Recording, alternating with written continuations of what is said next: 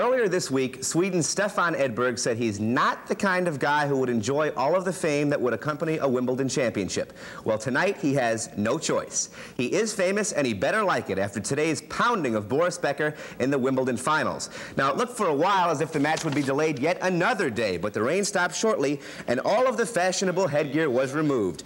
Between the 2 days, it took more than 20 hours to complete the first set, but it was worth the wait for Becker, who captured the set 6-4. It took a tiebreaker to settle the second set, and that's when the match turned around, as Edberg's backhand helped tie the match at 1 set apiece. Suddenly, the momentum had shifted to Edberg, and it carried over into the third set, where that backhand bewildered Boris again. The Swede goes up 2-1, and there's our buddy from the light beer commercials. Becker's coach, Jan Teriak, still hasn't cracked a smile, and chances are he never did, because Edberg would finish Becker in the fourth set.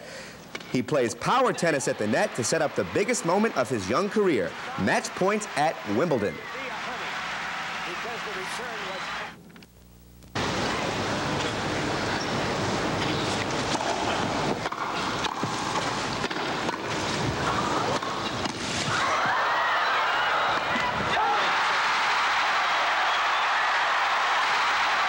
It's very hard for me to believe that I really won Wimbledon, and it's a fantastic feeling right now.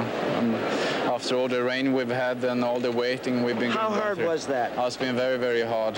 And we haven't been able to eat properly, or you just have to rest and wait for it, and they tell you to play and then it rains, so it's been very hard for us. He broke me in. From then on he was playing under with a lot of confidence, and I was playing worse and worse. You're famous now. Are you upset about that? No, not at all.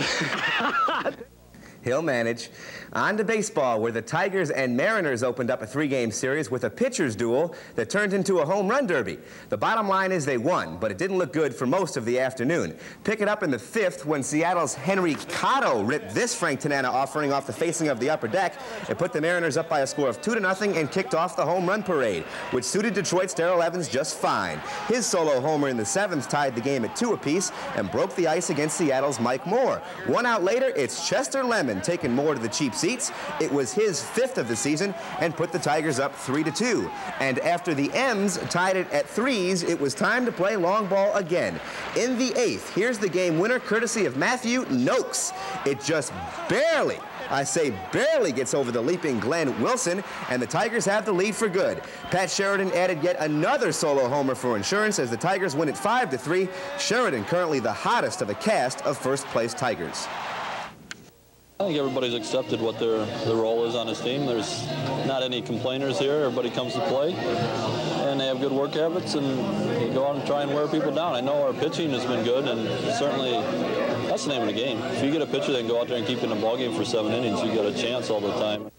It looks like the lead will go back to 2.5 because New York is bombing Texas in the 4th. Boston, big lead on KC in the 7th. It was California over Toronto, Minnesota over Milwaukee. Chicago has beaten Baltimore, and in 16 innings, Oakland 4, Cleveland 2. Now, in that ball game, Indians manager Doc Edwards got tossed by the umps.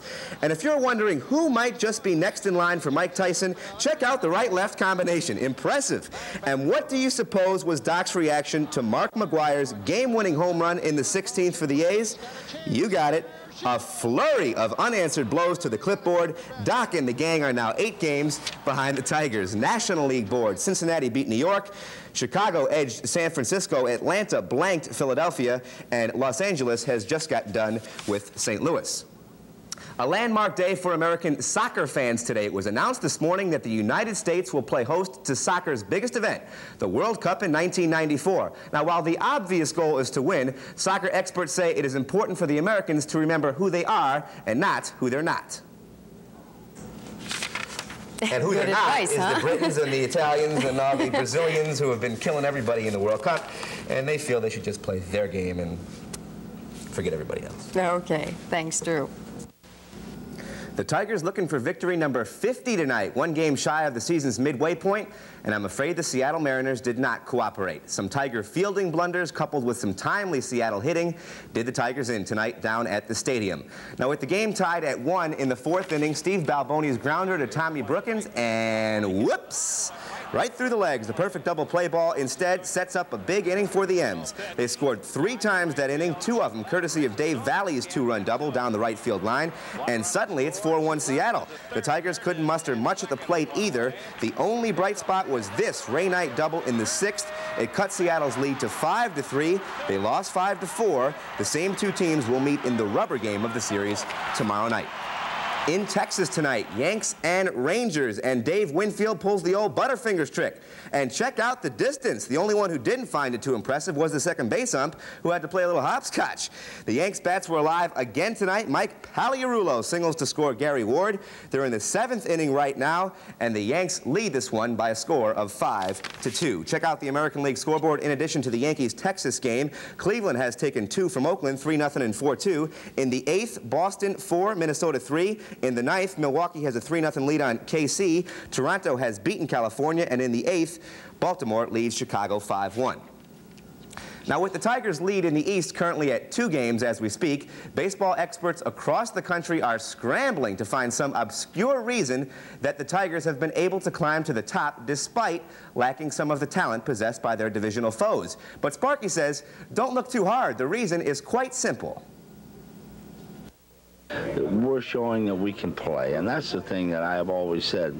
People must not underestimate these people as far as the way they go about their work.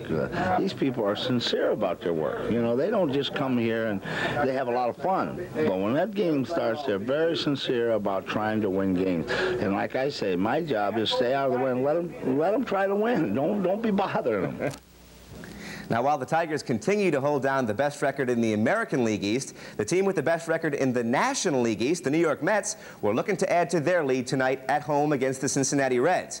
And I've heard of managers talking to themselves, but this, I say this, yes, sorry, that is getting a bit ridiculous. Manager Davey Johnson makes a new friend prior to the game.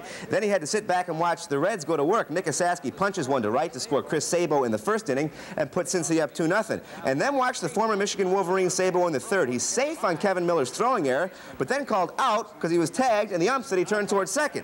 He didn't like that. Luckily, his girlfriend didn't see his mistake. Her hat got in her eyes. The Reds did win the game by a score of 3-1. National League scoreboard, in addition to Cincy's win over New York, Atlanta has doubled Philadelphia's score. On to football, where newly appointed Michigan Athletic Director Bo Schembechler is busy getting his feet wet on the new job. Now, Bo knows everyone likes to hear the AD talk about the swimming team and the volleyball team and the Tiddlywinks team, but he says he knows exactly where to focus his attention. People don't like to hear that, but that's the fact.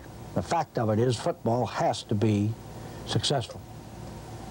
And I'm not going to let anything happen to football, and the same thing is true of basketball. The 2 sports that produce the revenue to run this entire athletic program are football and basketball.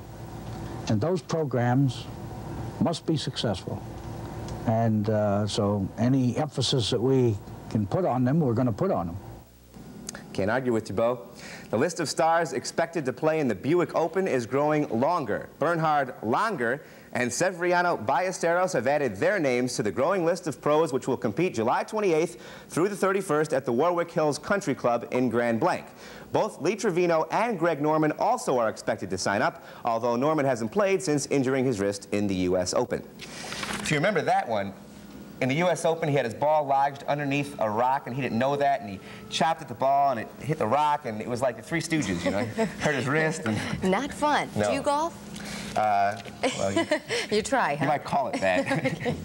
All right, thanks, Stuart. Okay.